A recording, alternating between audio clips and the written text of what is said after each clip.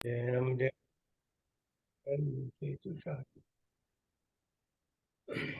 नमस्तमय ताराय स्वानुभूत्या चकास्ते चिस्वभावाय भावाय सर्वावान्तरिक्षिणे वन्दित्य सभ्यसिद्धे ध्रुमचलमणो वयं गतिं पथ्ये गोचां समय पाव केवली शुद्ध केवली वर्णितम्।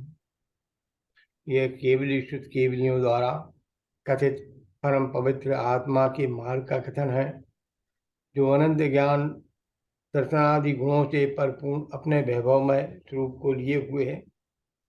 जीव द्रव्य ही नहीं, क्षय द्रव्य अपने स्वभाव को लिए हुए हैं। सदा स्वभाव परिपूर्ण ही है।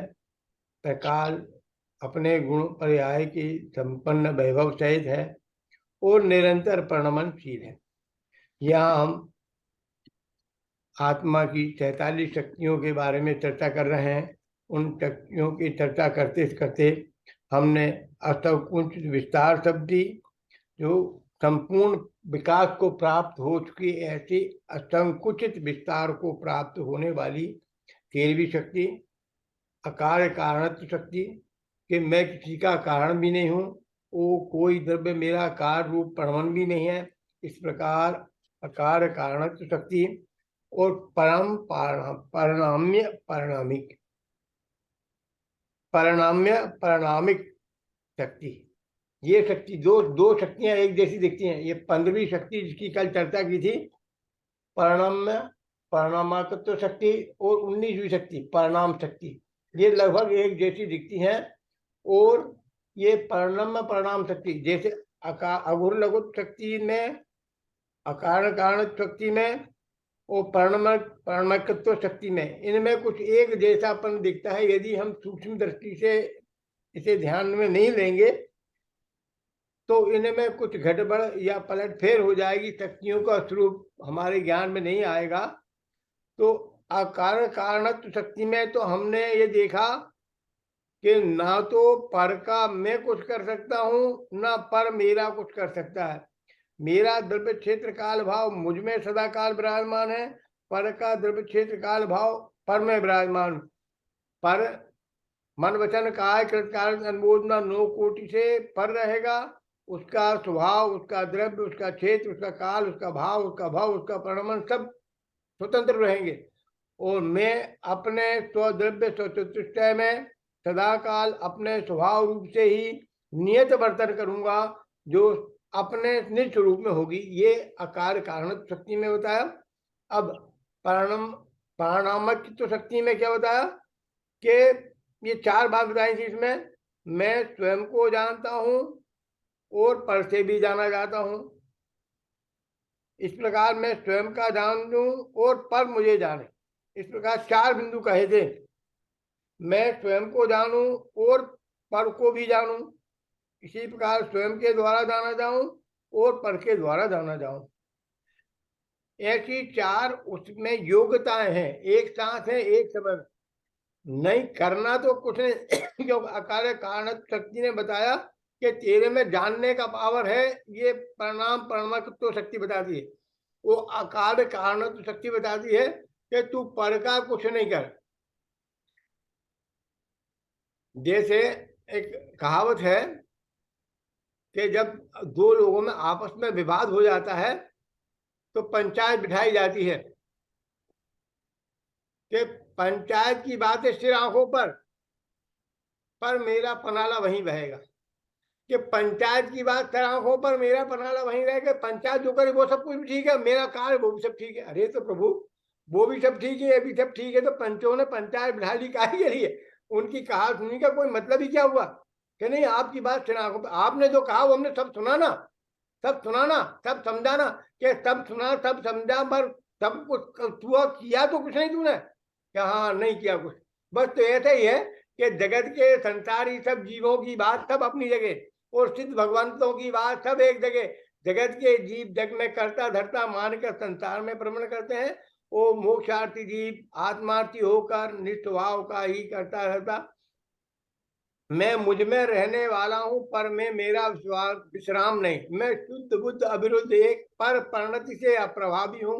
आत्मानुभूति के प्राप्त तत्व में ज्ञानानंद स्वभाव, कि मैं अपना ही करता रहता हूँ, मैं पर का करता रहना, ऐसा परिणाम परमात्म शक्ति ये बताती है कि तेरे में ऐसी योग्यता पड़ी है, तू स्वयं को जान ले, पर के द्वारा जाना जाए, स्व के द्वारा जाना जाए, पर तेरे द्वारा जाना जाए, और तू पर के द्वारा जाना जाए। ऐसी योग्यता होने पर भी जानन पने में कोई दोष नहीं है, कर्ता पने में पूरा बंध है कि सुनना सबकी, करना मन की। तेरे को सुन, तू जानता है तो कोई जान, कोई दिक्कत नहीं, तेरे जानने देखने में कोई दिक्कत नहीं।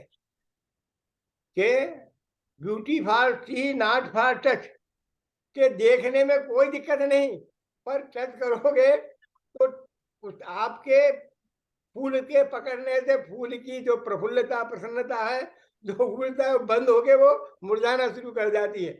इसलिए देखने जानने में कोई दोष नहीं है।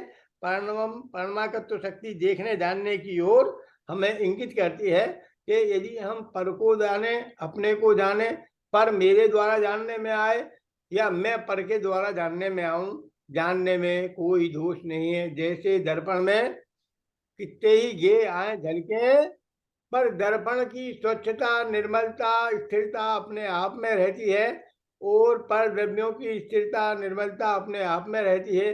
दोनों का द्रव्य भिन्न भिन्न है, गुण भिन्न भिन्न है, पर्याय भिन्न भिन्न है, परिणति भिन्न भिन्न है, स्वरूप भिन्न भिन्न है, भेदाभेद स्वरूप भिन्न भिन्न है, सब कुछ भिन्न भिन्न है, एक दूसरे में जाते ही नहीं। अब त्यागो उपादान शून्य तो शक्ति, कि त्यागोपादान शून्य शक्ति एक ऐसी शक्ति है कि जिसके कारण मेरे स्वभाव में ना कुछ कम है ना कुछ ज्यादा, जो ना तो कम और ना ही अधिक, ऐसे सुनिश्चित स्वरूप में रहते हुए स्वयं जिसका स्वरूप है, ऐसा त्यागोपादान शून्य शक्ति, के कम हो तो लिया जावे, अधिक हो तो दिया जावे, कि मेरे में ऐसा कुछ नहीं है कि जिससे मैं किसी को कुछ दे सकूं, और ऐसा कुछ कम अंग नहीं है कि किसी से ले सकूं। जैसे हम अभी अष्टांग में मनुष्य शरीर देह में सुसज्जित हैं, यदि हमारी 4 उंगली की जगह 3 उंगली होती हैं, यदि अंगूठे की जगह अंगूठा नहीं होता, या अन्य कोई शरीर में हीनता होती, तो हमारे शरीर में कुछ लेने की बात आती। और यदि किसी की 5 उंगली की जगह 6 उंगला, छंगुला बोलते हैं, छंगुला, कि वो 6 उंगलियां होती उसकी, तो वो देने की बात सोचता। पर जैसे तो ये मनुष्य देह में सबकी देह एक जैसी, सभी पूछे, सब अष्टांग में है, सब परिपूर्ण स्वरूप में है, सबका एक ही नाक मुंह आंख, ये पंच इंद्रियों सब एक ही, ये सभी जीवों के पास एक एक है। यदि किसी के पास 4 आंखें होती तो शहर में 2 आंख देने का भाव हो जाता उसे, पर फिर भी विचित्र रहा है कि 2 आंखें हैं, उसमें से भी एक देने के भाव रहता है। ये राग की तीव्रता की बात है, किसको कब क्या देना। पर यहाँ तो कह रहे हैं, यहाँ दे नहीं सकता, ते में ना कुछ त्याग में करने योग अधिक है और ना कुछ लेने में कुछ कमी है, तो त्याग भी नहीं कर सकता और ग्रहण भी नहीं कर सकता। इन दोनों क्रियाओं से शून्य है, शून्यत्व माने दोनों क्रियाओं के करने का अधिकार तेरे में है नहीं। तेरे में देखने समझने का पूरा अधिकार है कि पर को देखो, पर को जानो, पर तुझे समझे, देखे, जाने, ऐसी शक्ति तो तुझमें है, पर कुछ लेने देने का काम नहीं। जैसे बाजार में हम जा रहे हो तो पर की पूरे मार्केट को देखने जानने में कहीं कोई दिक्कत नहीं, पर बिना कुछ दिए, बिना कुछ किसी से कुछ ले ले तो हमारा चोरी का इल्जाम हमारे सिर पे लग जाए, और हम यदि दे के ले तो ठीक चला। तो यहाँ तो कह रहे हैं ना देना ना लेना, सुखी रहना। तो यह कहते हैं ऐसे सुनिश्चित स्वरूप के रहते हुए, स्वरूप जिसका त्यागोपादान शून्य रहित है, वह भगवान आत्मा स्वयं में परिपूर्ण तत्व है, उसमें ना तो कोई कमी है ना कुछ अधिकता है, और यदि होती तो ग्रहण करने की साथ अनबार होता, और अधिकता हो तो कुछ देने का भाव होता।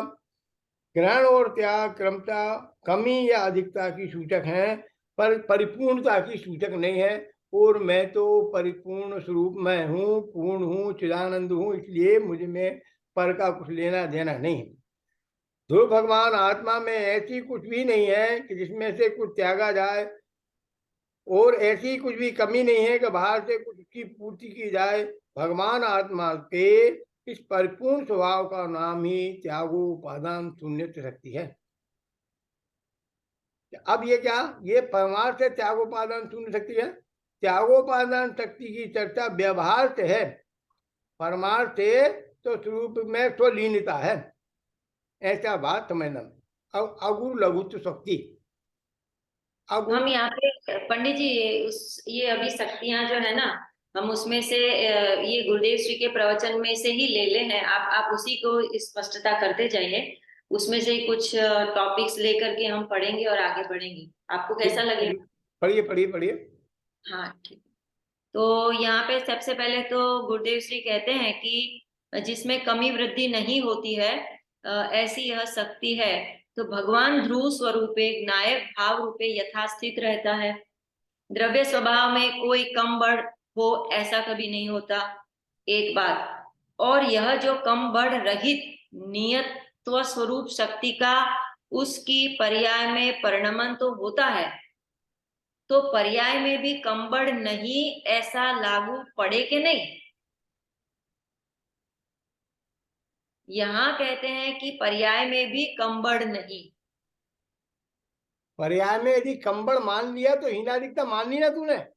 पर्याय हाँ की भी पूर्णता है, द्रव्य की भी पूर्णता है, परिणति की भी पूर्णता है। यहाँ पूर्णता का द्योतक है, शक्ति है। पूर्णता की हाँ द्योतक हर पग पग पर पूर्णता की द्योतक है ये। हाँ। अब आगे कहते हैं, क्योंकि पर्याय में भले अल्प शुद्धता हो, परंतु वह त्रिकाली को शुद्ध करती है। एक पर्याय जो कम कर दो तो त्रिकाली सिद्ध नहीं होगा। हाँ, अब वो कहते हैं पर्याय में भले अपूर्णता हो परंतु वो पूर्णता को, त्रिकाली स्वभाव को ग्रहण करती है। उसमें से एक शक्ति को भी निकाल ही दोगे तो अखंडता नहीं रहेगी, खंडित हो जाएगी, पूर्णता नहीं रहेगी, अपूर्णता हो जाएगी।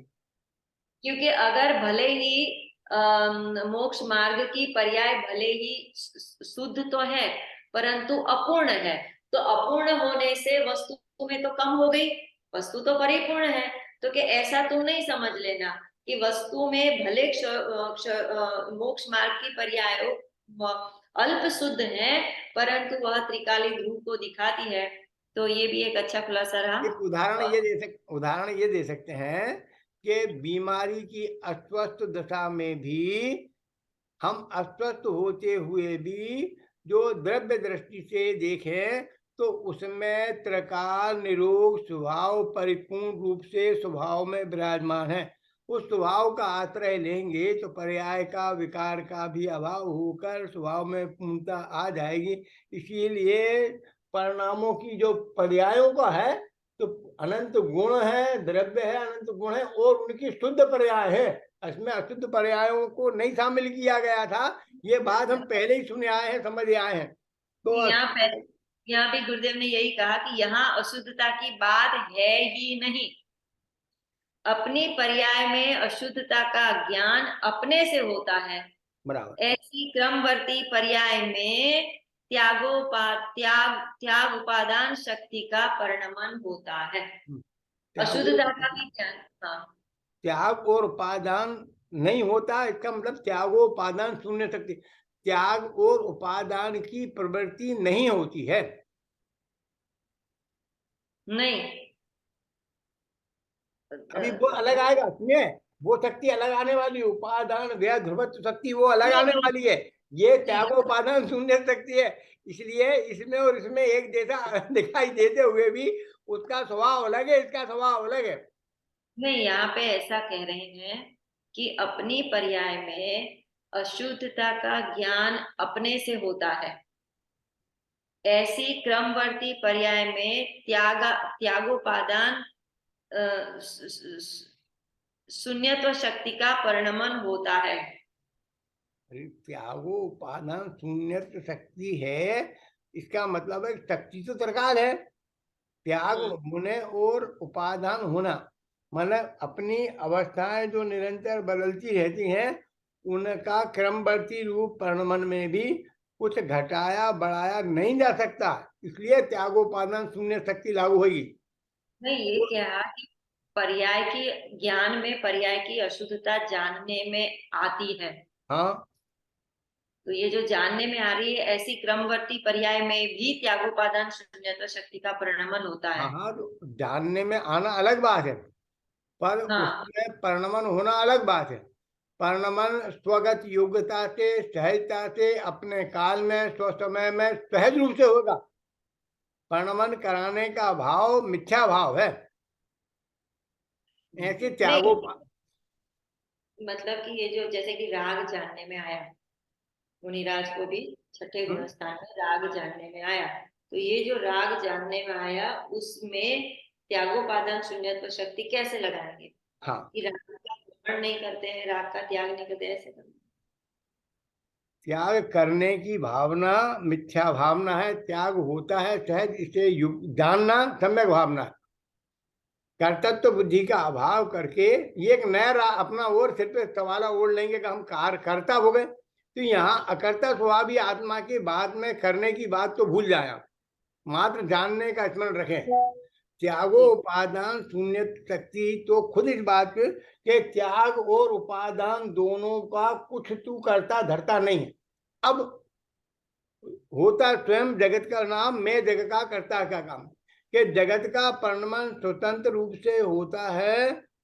तो जगत के अंदर मैं जीव द्रव्य हूं, मेरा परिणमन आया कि नहीं आया? कि मेरा परिणमन का भी स्वतंत्र स्वगत योग्यता है, और वो भी सहज रूप से अपने आप में होता है। यहाँ शक्ति की बात कर रहे हैं। शक्ति इस बात का संबोधन करती है कि ऐसी शक्ति तुझमें त्यागोपादान शून्य शक्ति तेरे में प्रकाल विराजमान है कि तू किसी भी फल पदार्थ का ग्रहण और त्याग नहीं कर सकता। यहाँ तो कहते हैं मेरा ये स्वभाव की अपेक्षा कथन है, ना तो मेरे में कुछ कमी है और ना मेरे में कुछ अधिकता है। ऐसा सुनिश्चित स्वभाव रहने रूप स्वभाव जिसका है, ऐसा त्यागो उपादान शून्य शक्ति है। यहाँ कमी की बात स्वभाव में कहा, पर्याय के परिणमने में होने वाले रागादि विकारी भावों के अंश को यहाँ ग्रहण किए ही कहाँ है? जानने में तो आया ना। जानने में आया, सुनिए तो, जानने में आना अलग बात है, पर जानने में आने पर भी हमने वो विकारी भाव है ना, कमी और ज्यादा होना विकार है ना, तो वो विकार रूप परिणमन में चले गए ना आप। यहाँ तो विकारी पर्याय में नहीं जाना, यही तो बात है। शक्ति के पहले ही अपने को उनने कहाँ जाना कहाँ नहीं जाना, इसका मार्ग पहले ही प्रशस्त कर दिया था कि शुद्ध द्रव्य शुद्ध गुण और उसके स्वाभाविक परिणमन की बात ही करना है। कमी बेची होना तो तेरा स्वभाव है नहीं ना। तेरे स्वभाव की परिपूर्णता दिखाकर तुझे परिपूर्ण बनाने की बात करते हैं। यहाँ तो देखिए एक बात ना, और दूसरी बात है कि पर्याय क्रमिक अयोग्यता से होने वाली दशा है। पर्याय में कमी होना क्रमिक अयोग्यता से होने वाली दशा है। और यहाँ तो पर्यायों के स्वभावगत परिणमन की बात कर रहे हैं, जो कि अपने परिपूर्ण सौंदर्य को लिए हुए स्वभाव का अनुग्रहण करते हुए पूर्णता के लक्ष्य प्राप्त होती। तो यहाँ कमी की बात नहीं है। यहाँ तो कमी के अभाव करना, कि कमी नहीं है बताना, शून्यपने को बताना, शून्यपना कि ना तू ग्रहण करने लायक तेरे पास अधिक है और ना तुझे छोड़ने लायक ऐसा है कि तू छोड़ सके, और ना तेरे पास कोई कमी है कि तू उसे ग्रहण कर सके। त्यागो उपादान शून्य, शून्य माने नील, कुछ नहीं, ना त्याग कर सकता है ना ग्रहण कर सकता हाँ, है। जैसे एक पानी का परिपूर्ण भरा हुआ गिलास जिसमें एक बूंद भी अधिक न डाली जा सके, डालो तो नीचे गिर जाए, और एक बूंद भी निकालो तो कम लिखा हो जाए। ऐसी स्थिति न होने पर त्यागोपालन शून्य शक्ति उस समय स्थिति को बताती है जहां कुछ भी रंच मात्र भी अधिकता या हीनता का द्योतक न हो। ठीक है। अगुरु अभी शक्ति, हम्म अगुरु अगुरु लघुत्व, अगुरु माने, अब ये बिल्कुल जैसे ही त्यागोपादान में जैसे था ना, त्यागोपादान में अधिकता हीनता की बताई। अब अगुरु, गुरु नहीं होना, अलघु, लघु नहीं होना, मैं ये भी पूर्णता की द्योतक है। ना तो मेरे में कुछ ऐसा है कि जो मुझ में अधिक है, और ना मेरे में कुछ ऐसा है कि मुझ में कम है। ये वो शक्ति है, त्यागोपादान शून्य शक्ति और अनुलग शक्ति का स्वरूप लगभग एक जैसा है। अंतर क्या है कि इसमें ग्रहण और त्याग की मुख्यता है, और ये पॉजिटिव है, ये नेगेटिव है। ये ना, ये पर का ग्रहण और त्याग से रहित है, और स्वभाव के सन्मुखता, एक स्वभाव की प्रतिपादक है, एक विभाव की अभाव की प्रतिपादक है।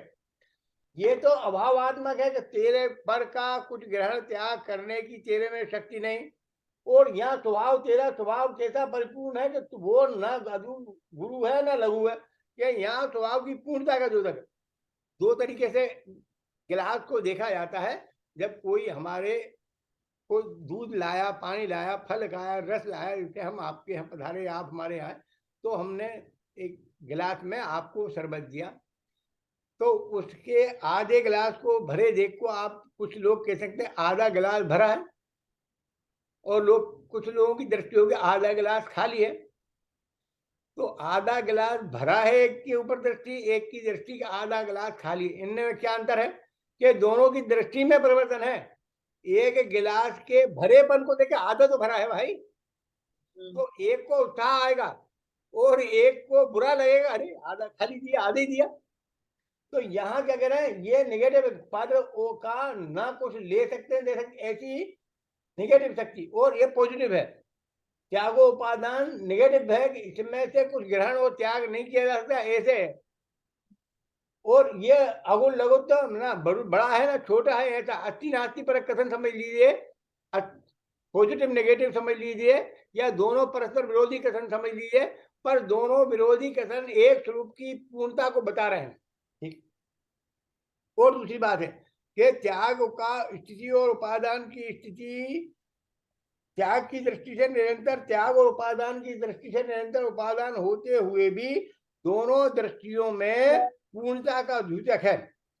एक चरहट का उदाहरण देना चाह रहा था। चरहट, आपने रहट या चरहट दो शब्द हैं, एक चरहट और रहट दोनों बोलते हैं, कभी आपने देखी क्या? नहीं, बस सुना है। सुना है।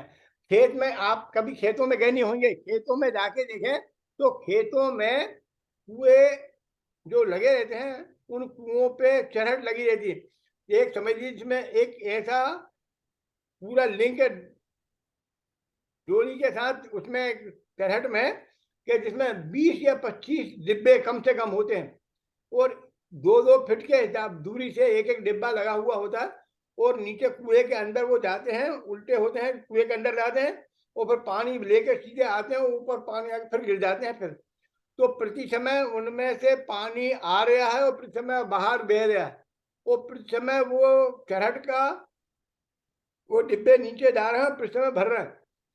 ये प्रति समय पानी का आना और प्रति समय पानी का जाना, ये दोनों होते हुए भी कभी भी वो खाली नहीं होते हैं, कि निरंतर भराने और खाली होने का क्रम क्रम क्रम। अच्छा चलिए, दूसरा एक दो उदाहरण और दे रहा था। आप कुएं पे गए कभी, पानी खींचा बाल्टी से? नहीं खींचा? कुएं पे नहीं खींचा?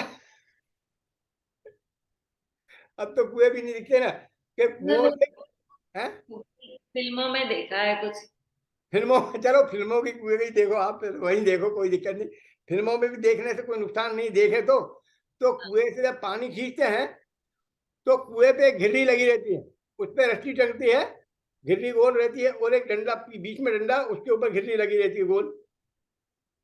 और गोल घिर्री के एक राड के ऊपर गोल घिर्री घूमती है, और घूमते हुए पानी खींचते समय रस्सी आते समय तो पानी लेके आती है, और जब पानी लेने जाती है तो तब भी घूमती है। दोनों घूमने के आने जाने की स्थिति में वो जो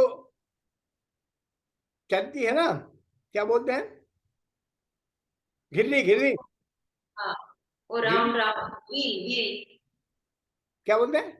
सब व्हील। हम जो भी बोलते हैं, पता नहीं आप शब्द क्या, वो घीरे ही। समझ गए मैं, गिड्डी गिड्डी। हाँ, घिर्री जो है वो, ये चक्र है, गोल गोल जो हाँ, घूमता है। चक्र, ठीक है। वो जो गोल गोल घूमता है, काय के भरोसे घूमता है? कीली के भरोसे, एक स्थिर राड के भरोसे घूमता है ना। तो अब बताएं, वो घिर्री आते समय जाते समय चल रही है, स्थिर है? चल रहे हैं, हाँ वो चल तो रही है कि रुकी है? पता नहीं, चलती होगी। हाँ वो राउंड वी जो चक्र है वो तो चलता ही है। हाँ चलता है, चलता है बराबर, ठीक है ना। जब पानी निकालो या डालो दोनों वक्त चलता है ना। बाल्टी आएगी तो भी चलेगा, जाएगी तो भी चलेगा, ठीक। कितनी दूर गया आज तक वो? कितनी? कितनी दूर पहुंचा वो, कितने फीट चल पाया? वही का वही। आप कह रहे हैं वही का वही है, अभी तो आप कह रहे चलता है। क्या हाँ हाँ चलता है, क्या हाँ चलता है, कि रुका है, क्या हाँ रुका है। कि तुम्हारी दृष्टि जिधर से देखोगे उधर से दृष्टि मिलेगी, तो जैसी दृष्टि वैसी थी। कि चलते हुए भी निरंतर रुका हुआ है, तो ऐसा उपादान भय रूप निरंतर परिणमन होते हुए भी हमारा ध्रुव रूप यथावत बना है। उपादान व्यय होते हुए भी, उपादान व्यय होते हुए ध्रुव रूप है।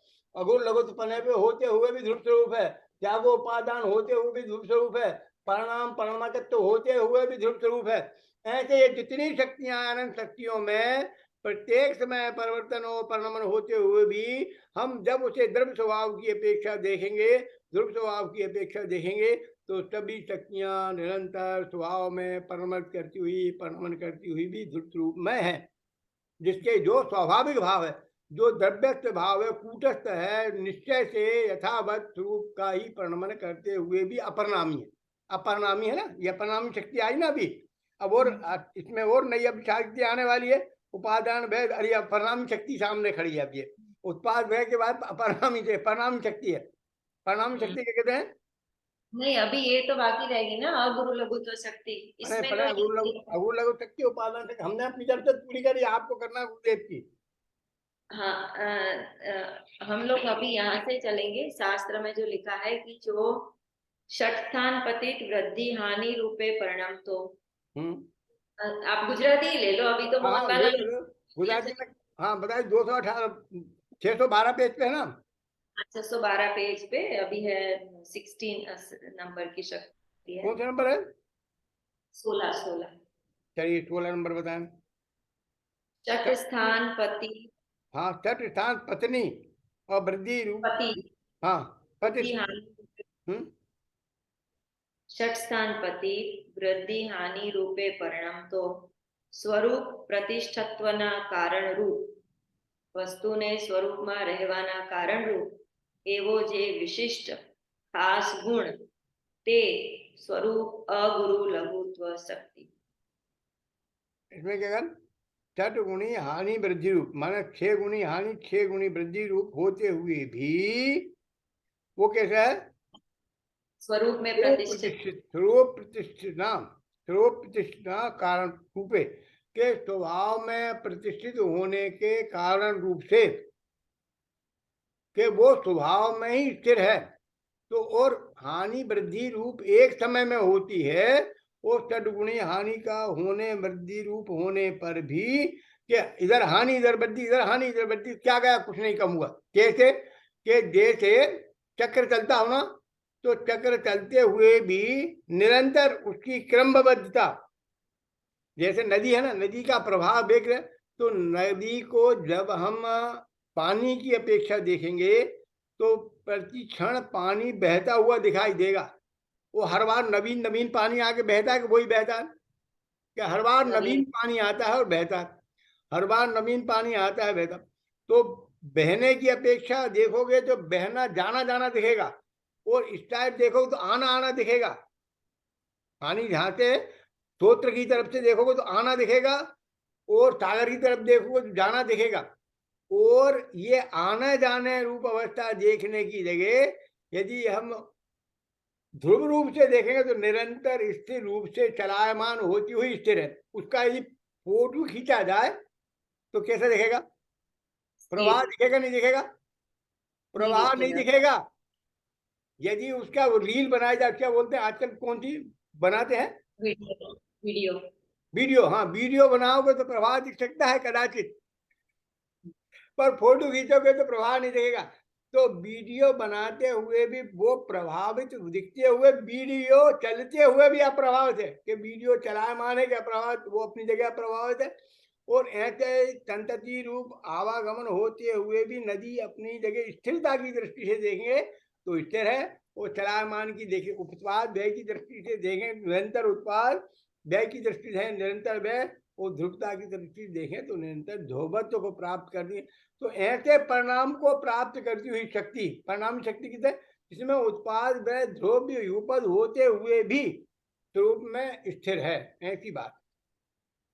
चलिए प्लीज इसको आगे थोड़ा सा पढ़ते हैं इसमें कि आत्मा में जो मति ज्ञान, ये गुरुदेव श्री के प्रवचन है। आत्मा में जो मति ज्ञान, श्रुत ज्ञान और केवल ज्ञान आदि पर्याय है, उस पर्याय में अगुरु लघु स्वभाव ऐसी कोई चीज है। अब जैसे केवल ज्ञान में तो षटस्थान पतित समझ में आ सकती है, मति श्रुत ज्ञान में जो अल्प ज्ञान है उसमें अनंत गुणी वृद्धि, असंख्यात गुणी वृद्धि, संख्यात गुणी वृद्धि, फिर उसी टाइप के हानि, अनंत भाग वृद्धि, अनंत गुण वृद्धि और अनंत भाग हानि। तो ऐसी इस प्रकार से 12 प्रकार मति श्रुत ज्ञान में कैसे लग सकते हैं, कैसे उसको समझे।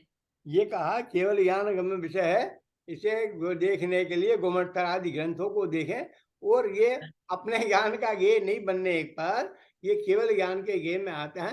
पर ऐसी परिणति सहज में होती है, यदि केवल ज्ञान में होती है तो मति शुद्ध ज्ञान की अवस्था में मत देखो, मति शुद्ध ज्ञान में रहने वाले अवस्था में वर्तन करने वाले जीव मात्र स्वभाव को देखो। ये अच्छा। दृष्टि, आपकी दृष्टि मति शुद्ध ज्ञान देखना ही खोटा है, मति शुद्ध ज्ञान में वर्तन करने वाले त्रैकालिक ध्रुव आत्मा को देखो प्रभु, तब आपको अपनी जगह बिल्कुल सब ठीक दिखेगा। हमने आपसे पहले भी निवेदन किया कि ये अशुद्धि की बात करना ही नहीं, यहाँ तो पूर्ण स्वभाव की बात करना, अपूर्ण स्वभाव की बात है ही नहीं। तो अपूर्ण स्वभाव की बात नहीं तो मति शुद्ध बात की है नहीं। अब मति शुद्ध ज्ञान वाला जीव है, ये अलग बात है। वर्तमान क्षोभतम ज्ञान वाला मत्सुर ज्ञान वाले जीव के भी ध्रुव स्वभाव की दृष्टि, जैसे अभी क्या हम शक्ति मुक्त अभी हैं कि कब बाद में होंगे? अरे हम अभी शक्ति मुक्त हैं कि बाद में होंगे? नहीं, हम शक्ति मुक्त तो है ही, है ही। अब दृष्टि मुक्त बाद में हो, देश मुक्त मोह मुक्त हो, देह मुक्त हो, वो अलग बात, पर तो जो शक्ति मुक्त नहीं है वो कोई सा मुक्त नहीं होगा।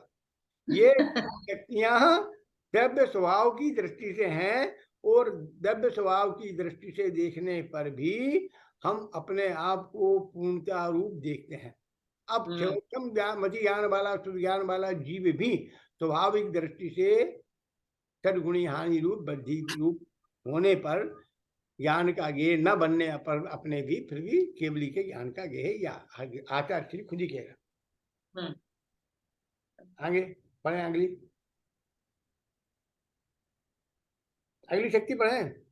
हाँ पढ़ रही हूँ, वो थोड़ा सा मैं देख रही थी यहाँ पर। इसके बाद में हमारे पास है क्रम वृत्ति रूप અને અક્રમ વૃત્તિ રૂપ વર્તન જેનું લક્ષણ છે એવી ઉત્પાદ વ્યય ધ્રુવત્વ શક્તિ। ક્રમ વૃત્તિ રૂપ પર્યાય ઉત્પાદ વ્યય રૂપ છે અને અક્રમ વૃત્તિ रूप गुण ध्रुवत्व रूप છે। कि उत्पाद तो कम क्रम रूप है और गुण अक्रम रूप है। प्रवृत्ति पर्याय उत्पाद व्यय रूप है और अक्रम रूप से रहने वाले गुण जो है वह ध्रुव रूप है। ठीक है, बराबर। अच्छा एक बात और इसमें, ये परस्पर विरोधी हैं। उत्पाद की पर्याय और व्यय की पर्याय परस्पर विरोधी हैं, कि एक में उत्पन्न होने की संतति दिखाता है, एक में व्यय होने की संतति दिखाता है, एक पानी का आना आना दिखाता है, एक पानी का जाना जाना दिखाता है। दोनों परस्पर विरुद्ध हैं, दोनों परस्पर विरुद्ध होते हुए भी एक ध्रुव स्वभाव में है, और ध्रुवत्व की दृष्टि से देखें तो निरंतर एक जैसी हैं। उत्पाद की दृष्टि से देखें तो निरंतर उत्पाद रूप है, व्यय की दृष्टि से देखें तो निरंतर व्यय रूप है, और ध्रुव की दृष्टि से देखें तो निरंतर स्थिर रूप है। इनके तीन गुणों की पूर्णता, स्थिरता, निर्मलता यथावत देखेंगे तो उसका धर्म ऐसा है। और यही पारणामिक स्वरूप शक्ति है ना, वो पारणामिक शक्ति इस बात को उद्योत करती है कि ऐसे तीनों विलक्षण धर्म जीव में एक साथ एक समय वस्तु में निहित हैं, और तीनों एक साथ वर्तते हुए भी वो विरुद्ध अविरुद्ध स्वभाव को लिए हुए भी सहज रूप से अपने आप में वर्तन कर रही है। अच्छा, मेरा एक क्वेश्चन है कि ये जो उत्पाद व्यय ध्रुवत्व शक्ति है, तो ये तो उत्पाद व्यय ध्रुवत्व जो शक्ति है, मतलब कि इसमें उत्पाद और व्यय को उत्पाद और व्यय पर्याय रूप है, और जो गुण है वह ध्रुव रूप है। तो ये उत्पाद, जैसे अपन सत बोलते हैं ना, उत्पाद व्यय द्रव्य युक्तम सत, तो ये उत्पाद व्यय द्रव्य युक्तम सत, ऐसा उत्पाद व्यय और द्रव्यपना हम अकेले पर्याय में घटा सकते हैं, अथवा तो उसको लागू पड़ता है कि नहीं लागू पड़ता है, कि उत्पाद व्यय द्रव्य से हमें सिर्फ उत्पाद और व्यय पर्याय को देखना है और द्रव्य से अकेले द्रव्य को देखना है। हाँ, तो आपने कहा एक में कर सकते हैं कि नहीं। उत्पाद को यदि उत्पाद की दृष्टि से देखेंगे तो उत्पाद सत, व्यय की दृष्टि से देखेंगे तो व्यय सत, ध्रुव की दृष्टि देखेंगे ध्रुव सत। तीनों में सत्ता, स्पष्टता, निर्मलता, सत्तापना तीनों में धर्म में पूर्ण रूप से है, अपूर्ण रूप से नहीं। उत्पाद को देखना तो उत्पाद उत्पाद उत्पाद उत्पाद की दृष्टि से उसकी सत्ता देखें, व्यय की दृष्टि से व्यय की सत्ता देखें, और ध्रुव की दृष्टि से ध्रुवता की सत्ता देखें। जैसे उदाहरण, एक दूसरा उदाहरण, कहीं गंगा जमुना और सरस्वती, और कहीं गंगा जमुना और गोदावरी, ऐसे वो कहते हैं जहां स्नान करते हैं तीनों नदियों का संगम स्थान इलाहाबाद में संगम है, 3 नदियों का, 3 नदियों का संगम है इलाहाबाद में। कौन कौन सी 3 नदियों का है? गंगा, यमुना और है सरस्वती या गोदावरी, 2 में से एक कोई है, जो सिर्फ वो तीनों नदियों का संगम है। अच्छा, तीनों नदियों के जल में भी अलग अलग है। एक का जल तो काला है यमुना का, एक का जल सफेद है गंगा का, और एक का जल धूमिल है, मतलब काला भी नहीं है सफेद भी नहीं है, जिनमें चट्टानों का पानी मिला हुआ है। ऐसा 3 धाराएं, जल की तीनों धाराएं आती हैं और मिश्र रूप होती हैं। मिश्र रूप होती हुई अलग अलग धाराएं बहती हुई संगम में दिखाई देती हैं, और वो दिखती हैं और फिर आगे जाके कुछ आगे चलते चलते तीनों एक रूप हो जाती हैं। तीनों धाराएं पहले तो अलग से दिखती हैं, दिखाई देती हैं अलग अलग नदियों से आज हुई, फिर तीनों धाराएं एक संगम में उनका सबका मेल हो जाता है। वो मिलन होने पर उनका संगम धीरे धीरे मिलते, एक दूसरे से मिलते मिलते आगे जाके एक धारा होके एक रूप होके बहती।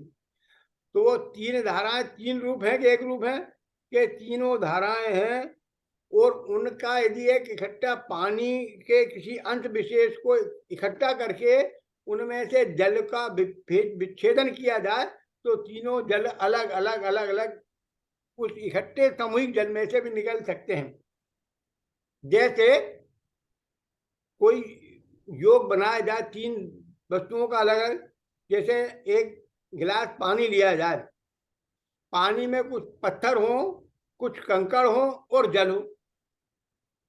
पत्थर, मिट्टी और जल, कुछ पत्थर के कण, कुछ मिट्टी के कण और कुछ जल के कण, और वो एक साथ होने पर उन्हें घोल दिया जाए, मेल दिया जाए, मिल जाएंगे। कि तीनों मिलने पर भी कंकड़ को अलग किया जा सकता है, मिट्टी को अलग किया जा सकता है, जल को अलग किया जा सकता है।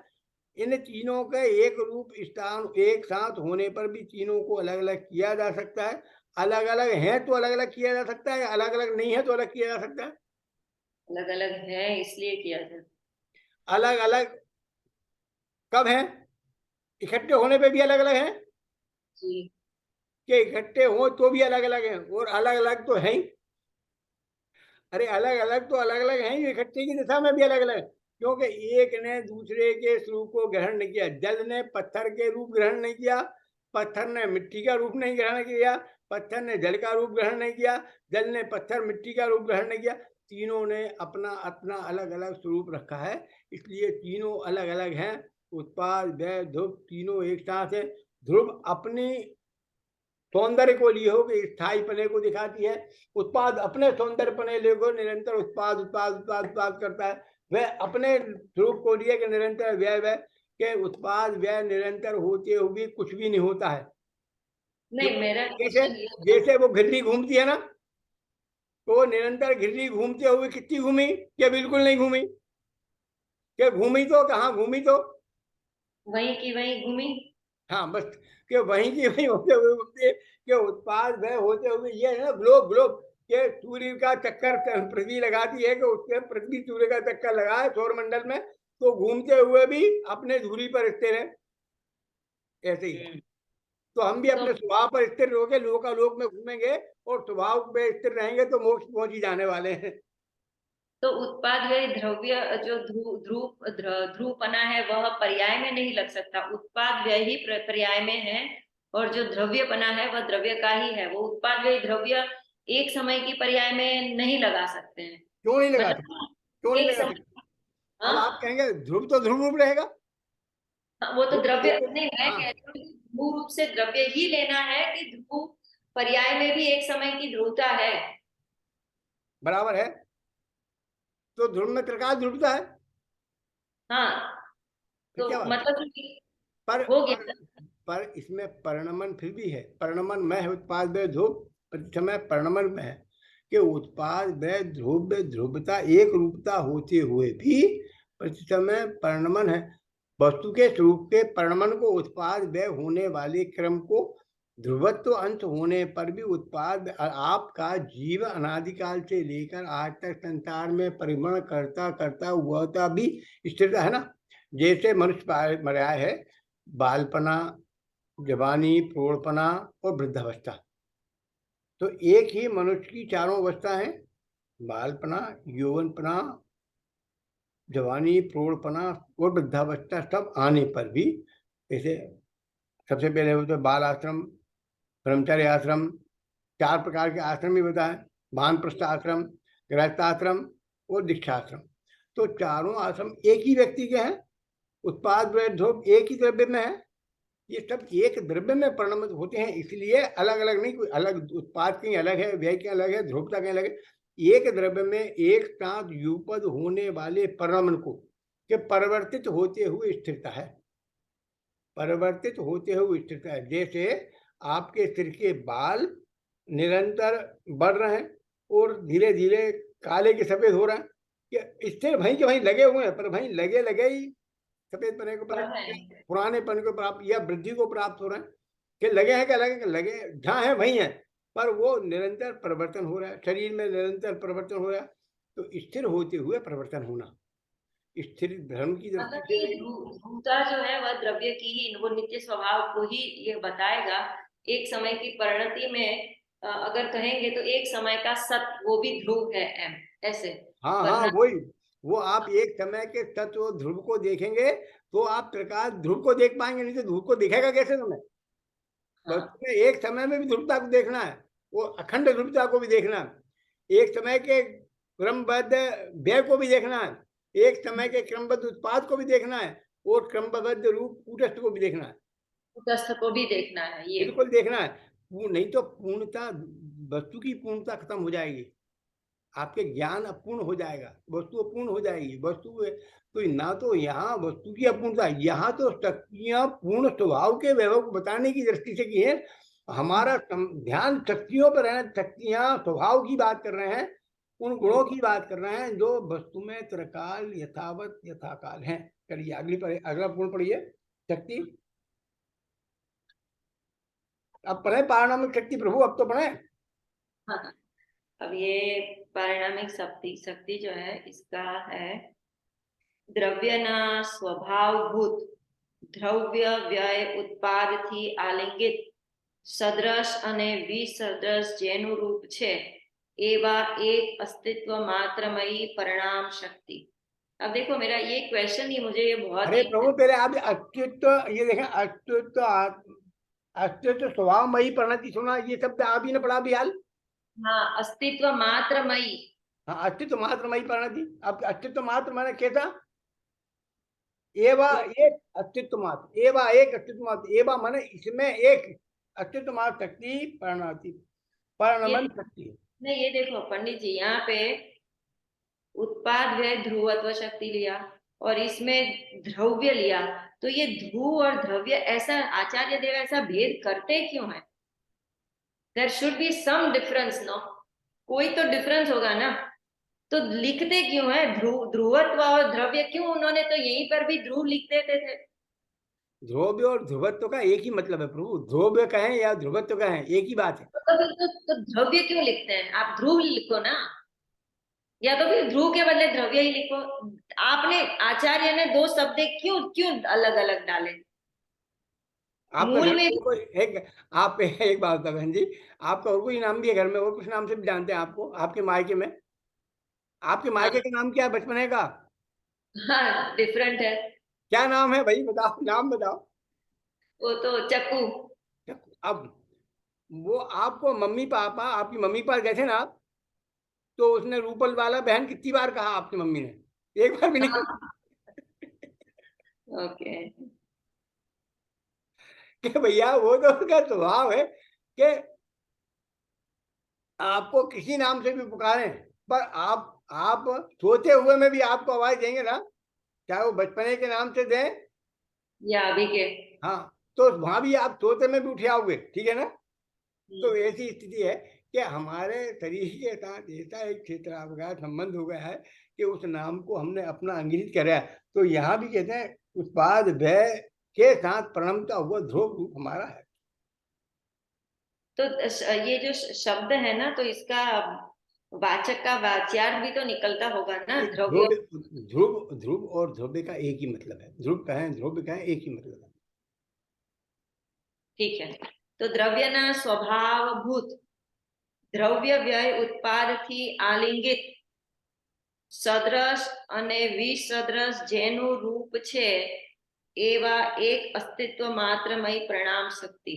अब आप इनमें दो शब्दों पे ध्यान रहे, एक तो इसके द्रव्य ना स्वभावभूत, एक स्वभावभूत शब्द पे ध्यान दें और दूसरे शब्द पे ध्यान दें સદ્રશ। अस्तित्व मात्रमयी। अच्छा। ये दो शब्द है ना, पहला शब्द है द्रव्यना स्वभावभूत द्रव्य वह उत्पाद थी आलिंगत सदस्य आने विसदस्य जेनु रूप छे तेना एक अस्तित्वमयी। माने तीन रूपों में परिवर्तित हो, एक अस्तित्वमयी कहें या एक स्वभावभूत कहें। अब ये स्वभावभूत पर्याय हैं, अस्तित्वमयी पर्याय हैं, तो तीनों की सत्ता एक साथ एक समय में युगपद है, बराबर। और इस सत्ता को बताने वाली वो परिणामित्व शक्ति है जो उत्पाद व्यय ध्रुव तीनों को वर्तन करती हुई एक साथ एक समय में ही उनके परिवर्तन को बताती है।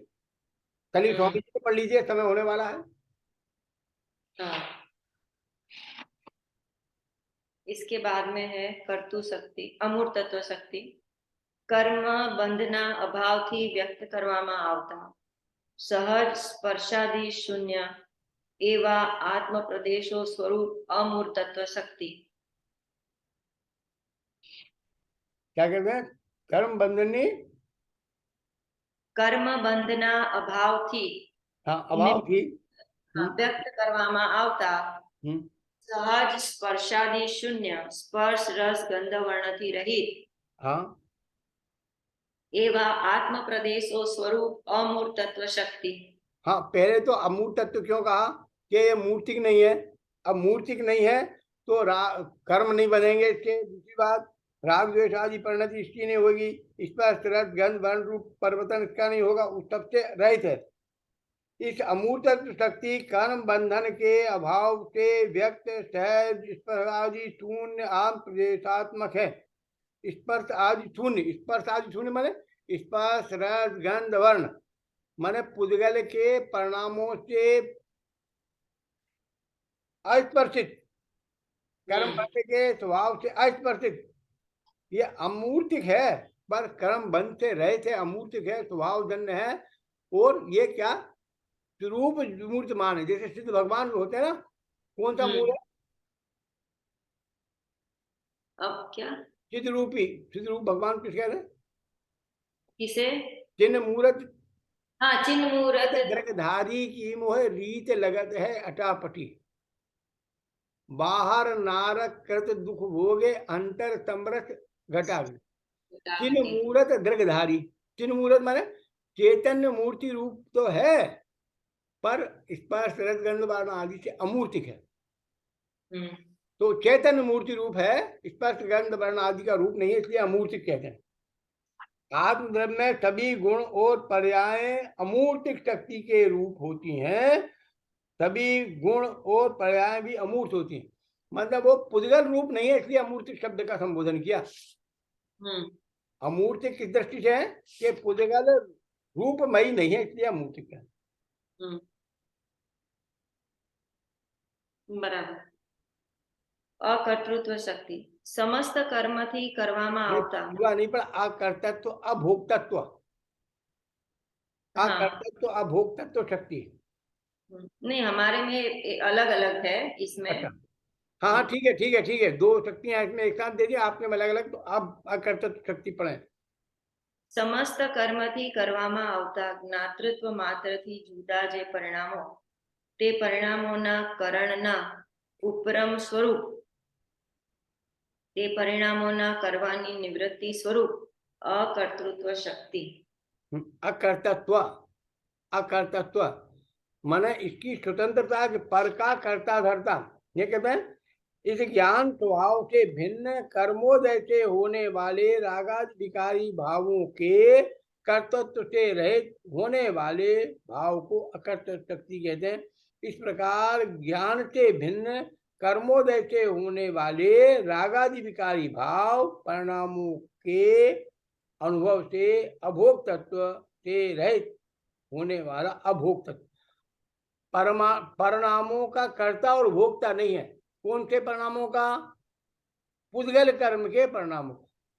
पुद्गल जनित, देखो एक बात सुनो, जैसे आप कोई अच्छी चीज खाते, आइसक्रीम खाई सपोज करो आपने, तो उसका टेस्ट आया, गुलाब जामुन खाई उसका टेस्ट आया, ये बात सही ना? आपने गुलाब जामुन खाई और गुलाब जामुन का टेस्ट आपको आया, ये कितनी सच्ची बात है? सच्ची बात है ही, एकदम झूठी बात। खाई वो भी झूठी है और उसका स्वाद आया वो भी झूठा है। हाँ, खाई वो भी झूठी है और स्वाद आया वो भी झूठा। कि खाई तो हमारे राग का भाव था, तो राग के सद्भाव में खाने रूप इच्छा की पूर्ति हुई, उसकी पूर्ति का काल और राग की पूर्ति का काल और खाने रूप क्रिया का काल युगपद एक साथ हुआ और शरीर का उससे एक क्षेत्र वहां हुआ, हमने उसको खाया कहा जाएगा। और खाने के काल में इच्छा की पूर्ति का आनंद जो हुआ, उस इच्छा की पूर्ति के आनंद से हम अपने जो इच्छा के सद्भाव का में हमें इच्छा जो थी, अब इच्छा का अभाव हो गया, तो इच्छा के अभाव से जो सुख प्राप्त हुआ उससे हम सुखी हुए। और हम मानते हैं कि हमने रसगुल्ला खा के सुखी हुए, आइसक्रीम खा के सुखी हुए। तो जो खाने की वृत्ति थी उसकी इच्छा की पूर्ति और खाने की वृत्ति के होने वाली परिणति उसकी पूर्ति, उन दोनों की पूर्ति होने के सद्भाव के काल को हम आनंद का काल मानते हैं। पर वास्तव में तो अकर्तत्व अभोक्तत्व कि मैं ही मेरा करता धरता, मुझ में पर का कुछ काम नहीं, मैं मुझ में रहने वाला हूं, पर में मेरा विश्राम नहीं। मैं शुद्ध बुद्ध अविरुद्ध एक पर प्रणति से अप्रभावी हूं, आत्मानुभूति से प्राप्त तत्व में ज्ञानानंद स्वभाव। के भैया पर द्रव्यों के कर्ता भोक्ता बन गई तो अनादिकाल से संसार में परिपूर्ण किया। मैं ही मेरा ज्ञाता दृष्टा, मुझ में पर का कुछ काम नहीं, मैं मुझ में रहने वाला हूं, पर में मेरा विश्राम नहीं। कि प्रभु अपने आप के चैतन्य स्वरूप को अपना अनुभव करोगे तो सदा काल सुखी रहोगे, और अपने चैतन्य स्वरूप को अपने स्वभाव से विरहित कर दोगे तो सदा काल दुखी रहोगे। तो यहाँ तो अकर्तत्व अभोक्तत्व शक्ति के माध्यम से अपने मैं ही मेरा करता हूँ, मैं अपना ही करता अपना ही भोगता हूँ। इन पर का मेरे में कर्ता भोक्ता पने का सदा काल अभाव था, अभाव है और अभाव रहेगा। क्यों? कि द्रव्य भिन्न है, गुण भिन्न है, पर्याय भिन्न है, द्रव्य क्षेत्र काल भाव भिन्न भिन्न है, कि पर का स्वतुष्ट भिन्न है, मेरा स्वतुष्ट भिन्न है, और ये मान्यता भ्रमित मानता है। इसी मान्यता का फल संसार है। आप अपने निज चैतन्य स्वभाव को जाने, माने और अनुभव करें, ऐसी मंगल भावना से विराम लेना। निज निधि निज में बताई, ये अनंत अनंत उपकार है, इसके लिए जिनवाणी माँ को वंदना सतवार है, वंदना सतवार है, वंदना सतवार है।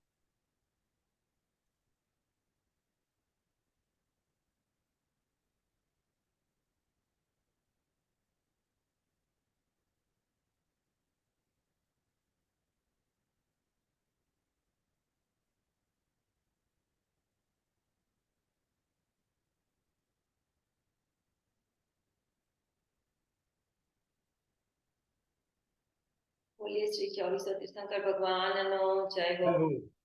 जय हो। जिनवाणी मात नो जय हो। आचार्य कुंद कुंद देव नो जय हो। परम कृपाळु सद्गुरु देव नो जय हो। प्रशमूर्ति भगवती मात नो जय हो।